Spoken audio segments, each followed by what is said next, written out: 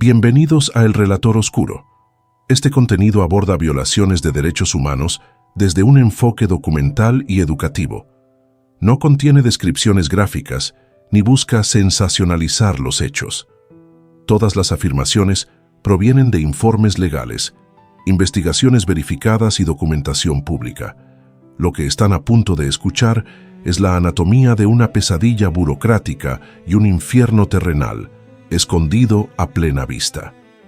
En Guatemala, existe una institución que no es simplemente negligente. Fue formalmente denominada por investigadores de derechos humanos como la institución de salud mental más abusiva y peligrosa del mundo. Este no es un titular de hace décadas, es una crisis humanitaria que hierve en el presente, un litigio internacional que se define en 2025. Hablamos del Hospital Nacional de Saúde Mental Federico Mora. Una investigación encubierta de la BBC logró penetrar sus muros y expuso lo impensable. Pacientes en condiciones deplorables, yaciendo en el suelo en estados de sedación extrema, víctimas de negligencia grave y abusos sistemáticos. Pero la historia que se contó en los medios es solo la superficie. Lo que van a descubrir esta noche va mucho más allá del simple horror. Es la historia de cómo un Estado puede fallar tan catastróficamente a sus ciudadanos más vulnerables, cómo el dinero destinado a cuidarlos desapareció y cómo esa falla está siendo juzgada en un tribunal internacional en este preciso momento. Quédense conmigo, porque la verdad de este lugar desafía la comprensión humana. La designación que heló al mundo provino de la organización Disability Rights International, DRI, en 2012.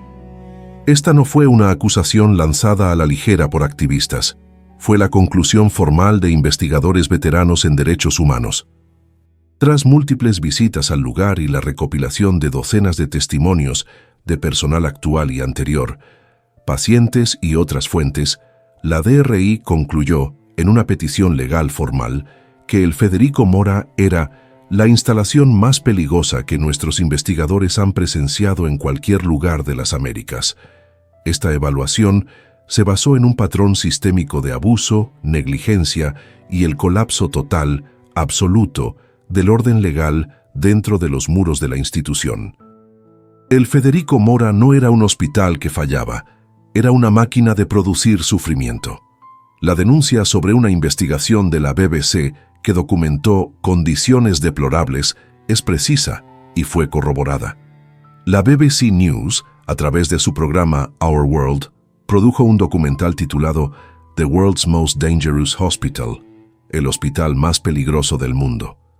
Utilizaron filmaciones secretas para penetrar la institución, para mostrar al mundo lo que las autoridades guatemaltecas negaban.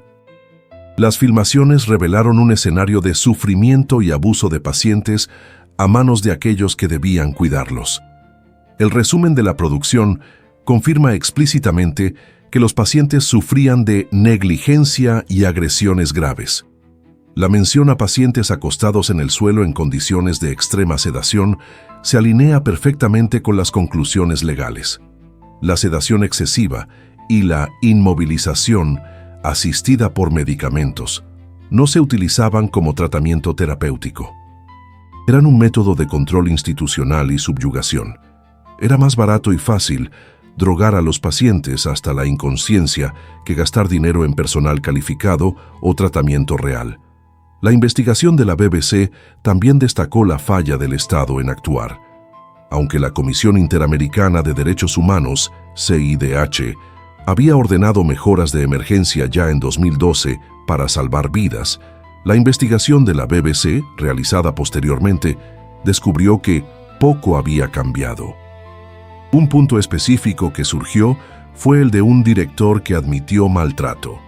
Si bien los materiales de investigación no identifican una confesión pública singular por un director específico en ese momento, la premisa de una falla de liderazgo que permite el abuso es central en el caso. El análisis de la falla institucional trasciende la mala conducta de un solo individuo, apunta a un colapso total de la gobernanza. Los documentos legales indican que la dirección del hospital, el director simbólico, estaba en realidad impotente o era cómplice. Se describió a la dirección como temerosa de remover o disciplinar a miembros del personal que cometían actos de violencia y abuso. Esta parálisis de la cúpula se debía en parte a la infiltración de elementos criminales y grupos delictivos en la estructura de personal de la institución. Así, la admisión puede interpretarse no como una confesión personal, sino como una admisión de facto por parte del Estado.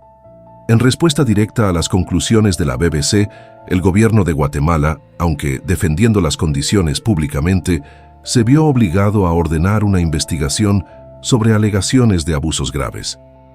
Esta acción, aunque reactiva, sirve como un reconocimiento tácito a nivel estatal de que las alegaciones de actos criminales dentro del hospital eran creíbles, validando la esencia de la denuncia. Este informe argumenta que el Hospital Federico Mora representa una falla catastrófica, deliberada y crónica del Estado guatemalteco. No se trata simplemente de negligencia médica o de un hospital mal administrado, donde el dinero para el cuidado se desvía. Es un nexo documentado, donde el colapso de la seguridad del Estado, la impunidad legal sistémica y la violación metódica de los derechos humanos fundamentales convergieron para crear un ambiente de grave peligro. Las condiciones expuestas en 2012-2014 no fueron incidentes aislados ni fueron resueltos. Por el contrario, la inacción del Estado a lo largo de la década siguiente perpetuó el abuso, forzando la escalada del caso en 2025 para la más alta instancia judicial de derechos humanos de las Américas, la Corte Interamericana de Derechos Humanos. El momento catalizador que formalizó la crisis humanitaria en el Hospital Federico Mora ocurrió el 12 de octubre de 2012. En esa fecha, Disability Rights International, DRI, y la Oficina de Derechos Humanos del Arzobispo de Guatemala, ODAG, sometieron una petición formal de medidas cautelares ante la Comisión Interamericana de Derechos Humanos, CIDH. Este documento legal no era una simple queja, era una alarma de incendio a nivel continental. Fue presentado en nombre de todos los 334 pacientes, incluyendo niños, niñas y adultos con discapacidades mentales, detenidos en la institución. La base para esta solicitud de emergencia fue la conclusión aterradora de los investigadores de que esta población enfrentaba un riesgo inmediato de daño físico y psicológico grave, incluyendo desenlaces trágicos. La petición fue la culminación de múltiples visitas al lugar y la recolección de docenas de testimonios de primera mano que pintaron un cuadro de abuso y negligencia normalizados. Las violaciones documentadas en esa petición no eran aleatorias, sino que formaban un sistema interconectado de control, explotación y negligencia grave. Las conclusiones de la DRI detallaron una tríada de abusos. Primero, el abuso físico y agresiones graves de forma sistemática. La petición confirmó que los 334 detenidos estaban sujetos a abuso físico y actos indecibles de forma rutinaria. Informes subsecuentes de la DRI afirmaron que las agresiones graves, la violencia y otras formas de abuso son rutinarias dentro de la instalación. Los perpetradores no eran solo otros pacientes. La violencia era infligida por aquellos encargados de su protección, incluyendo guardias armados y miembros del personal. La investigación de la DRI fue inicialmente desencadenada por informes horribles de que los detenidos estaban siendo llevados a una prisión cercana para fines de explotación y eran sujetos a explotación indecible por visitantes y el propio personal. El riesgo de agresión era tan elevado que los peticionarios notaron que menores recién admitidos, niños de 15 o 16 años y mujeres en estado agudo eran mantenidos encerrados bajo llave en sus pabellones o celdas de aislamiento para protección. Esta no era una medida terapéutica, era una admisión de facto de que la única forma de mitigar el abuso desenfrenado por parte del propio personal era el encarcelamiento dentro del encarcelamiento. Segundo, la negligencia médica y el uso de la sedación como control. La petición de 2012 alegaba negación de cuidados médicos y la administración de tratamiento psiquiátrico y médico negligente o inadecuado, que amenazaba directamente la vida, la salud y la integridad personal de los pacientes. Un ex psiquiatra del hospital testificó a la DRI que el mal cuidado médico es la principal causa de desenlaces fatales en la institución. Esto aborda directamente la observación de la BBC sobre la extrema sedación. Las investigaciones legales identificaron el uso rutinario de inmovilización asistida por medicamentos y aislamiento. Esta práctica no era un procedimiento terapéutico, era una herramienta de control químico y físico. Era un método usado por un personal insuficiente, temeroso o cómplice, para subyugar y gestionar una población que no podían o no querían tratar. El costo de los medicamentos de sedación era, al parecer, una mejor inversión para el Estado que pagar por enfermeros y médicos. La falta de tratamiento para infecciones y enfermedades, agravada por las agresiones generalizadas y el riesgo de enfermedades, resultaba directamente en la pérdida de vidas. Tercero, el aislamiento como trato cruel. Los pacientes eran regularmente colocados en salas de aislamiento y sujetos a aislamiento social y sensorial casi total. La petición de 2012 argumentó con éxito que esta práctica no era una forma de tratamiento, sino una violación de la ley internacional. Basándose en las normas establecidas por el Relator Especial de la ONU sobre Trato Inhumano, los peticionarios afirmaron que el aislamiento, cuando se aplica a menores y personas con discapacidades mentales, constituye tratamiento inhumano y degradante. Este no era un abuso sin consecuencias graves. La petición de 2012 afirmó que, en los años inmediatamente anteriores, al menos 7 personas habían perdido la vida como resultado directo de heridas y daños causados en las salas de aislamiento. En respuesta a esta petición abrumadora, la CIDH actuó rápidamente. En 2012, la Comisión emitió una orden de emergencia exigiendo que el Estado de Guatemala implementara mejoras de emergencia para salvar vidas. Confrontado con la condena internacional, el gobierno guatemalteco prometió cumplir. Sin embargo, como la investigación de la BBC y más de una década de litigio subsecuente probarían, esa promesa fue una mentira. La transformación del Hospital Federico Mora en una institución peligrosa no puede entenderse solo como una falla médica. Fue fundamentalmente un colapso de la seguridad del Estado y del orden institucional. La gobernanza fue cedida a elementos criminales, y la política de salud pública creó un ambiente inherentemente volátil. El contexto geográfico de la institución es un factor causal crítico. El Hospital Federico Mora está ubicado en la zona 18 de la ciudad de Guatemala, un área notoriamente conocida por la fuerte presencia de grupos delictivos como maras salvatruchas. Estas organizaciones criminales están profundamente involucradas en actividades ilícitas en el área. El hospital no era un santuario aislado de este ambiente. Estaba totalmente inmerso e infiltrado por él. Investigaciones de la DRI revelaron que miembros del personal y guardias armados empleados por el hospital estaban asociados a miembros de grupos delictivos u otros elementos criminales.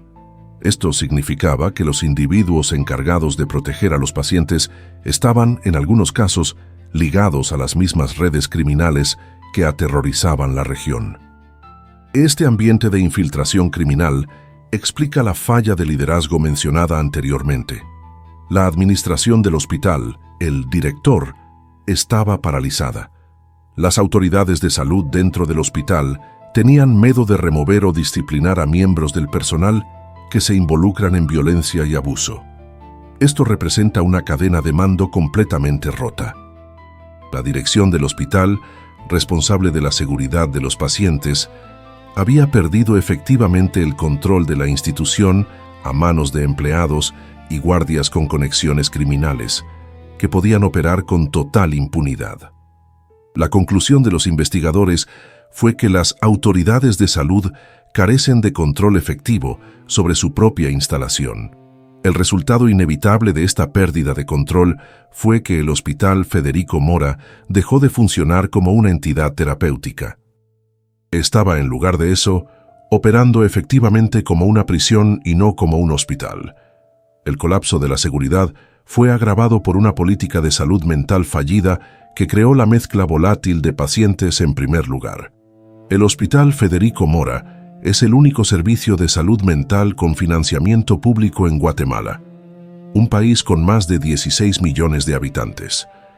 El problema central es la política de admisión, que se basa en la privación de la libertad. Para recibir cuidados psiquiátricos públicos, los guatemaltecos deben desistir de su libertad, independientemente de la gravedad de su condición. Esta política de institucionalización forzada agrupa poblaciones dispares bajo el mismo techo. La institución aloja a la población psiquiátrica general vulnerable, niños, adolescentes, adultos, junto con individuos transferidos del sistema penitenciario cercano, incluyendo aquellos considerados mentalmente incapaces de ser juzgados. Este modelo sistémico es la receta para el desastre. Pacientes psiquiátricos vulnerables, incluyendo niños, son forzados a vivir con individuos del sistema de justicia criminal, todos guardados y gestionados por personal con conexiones a grupos delictivos, y todos privados de su capacidad legal de contestar su situación. Este no es un hospital que falló, es un sistema que fue diseñado para fallar a sus pacientes de forma peligrosa. La falta de inversión, la ausencia de un presupuesto adecuado para la salud mental comunitaria y la decisión de gastar el poco dinero disponible en un modelo carcelario crearon este infierno. Este modelo no solo era cruel, era económicamente absurdo, creando un ciclo de abuso que generaba más costos a largo plazo, tanto humanos como financieros, pero que permitía la impunidad a corto plazo. Si este sistema de negligencia deliberada y la tercerización del control a elementos criminales les parece indignante, deben saber que la respuesta oficial del gobierno durante la siguiente década fue aún peor. La respuesta del Estado guatemalteco a lo largo de la última década no ha sido de reforma, sino de defensa, ofuscación burocrática e impunidad de facto. Esta falla crónica en abordar las violaciones es la razón directa por la cual el caso permanece activamente litigado a nivel internacional en 2025. En la época de la investigación de la BBC y la atención mediática internacional, C. 2014, la respuesta oficial del gobierno fue contradictoria y defensiva. Como fue documentado por la BBC y la DRI, la posición del gobierno consistió en tres partes. Primero, defender públicamente las condiciones en el hospital. Segundo, afirmar que el gobierno ya había comenzado a mejorar los cuidados de salud mental en el país. Y tercero, ordenar una investigación sobre las alegaciones de agresiones graves. Este tercer punto, aunque parecía una acción positiva, fue una admisión tácita de que las alegaciones de la BBC y la DRI tenían mérito criminal. Sin embargo, el resultado de esa investigación revela la falta total de voluntad del Estado en policiarse a sí mismo. El Ministerio Público, MP, de Guatemala, emitió una declaración el 9 de diciembre de 2014, detallando sus investigaciones. La respuesta fue burocrática y totalmente inadecuada para la escala del abuso sistémico. Un caso de agresión grave de 2012 estaba en investigación por la Fiscalía de la Mujer. Un caso de discriminación de 2014 estaba en investigación por la Fiscalía de Derechos Humanos. Un caso de desaparición de una persona de 2012 había sido desestimado, archivado. Esto no fue una investigación seria sobre trato cruel sistémico, explotación y agresiones graves por funcionarios del Estado. Fue el archivamiento procesal de casos individuales, demostrando una falta total de voluntad política para abordar el problema estructural. El dinero para estas investigations fue mínimo, y los resultados fueron nulos. La prueba más contundente de la falla del Estado viene casi una década después, a través de informes diplomáticos independientes. El 2023 Country Reports on Human Rights Practices del Departamento de Estado de los EUU sirve como una auditoría devastadora a la promesa de cumplir de Guatemala de 2012. El informe de 2023 confirma que los problemas no solo persistieron, sino que aún estaban siendo activamente denunciados. El informe nota: muchas quejas oficiales continuaban citando condiciones inseguras y apretadas en el Hospital Nacional de Salud Mental Federico Mora. Validaba específicamente la continuación de casos de agresiones físicas y graves a pacientes. Corroboraba el uso relatado de confinamiento solitario y añadía la alegación de procedimientos médicos forzados en mujeres con discapacidad. La conclusión más condenatoria del informe del Departamento de Estado, sin embargo, fue sobre la responsabilidad. La mayoría de esas quejas permanecieron no resueltas. Esta es la prueba definitiva de la falla crónica del Estado. Demuestra que la investigación del gobierno en 2014 fue ineficaz y que la impunidad era la política de facto. La promesa de 2012 fue rota y las violaciones continuaron no resueltas por más de una década. Las acciones domésticas continuas hasta 2025 confirman esta farsa. El 14 de febrero de 2025, la Procuraduría de los Derechos Humanos, PDH de Guatemala, realizó otra visita al Federico Mora. El objetivo declarado de esta visita era supervisar, verificar las condiciones de internación y enfocarse en la prevención y protección de los derechos humanos. El hecho de que el órgano de fiscalización de derechos humanos del país aún estuviera verificando las condiciones básicas en 2025, 13 años después de la orden de emergencia original de la CIDH para salvar vidas, es la evidencia más clara de la falla total del Estado en implementar reformas significativas. Esta inacción doméstica es lo que tornó la escalada legal internacional no solo justificada, sino necesaria.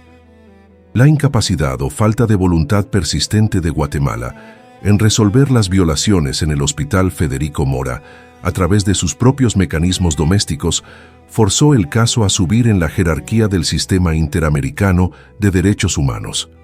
El año de 2025 marcó la escalada final y más crítica de esta batalla legal. Es esencial comprender la distinción procesal. La Comisión Interamericana de Derechos Humanos, CIDH, es un órgano casi judicial que investiga peticiones, publica informes y emite recomendaciones y medidas cautelares, como hizo en 2012. La Corte Interamericana de Derechos Humanos, Corte IDH, es un tribunal judicial plenamente vinculante que juzga a los estados por violaciones de tratados.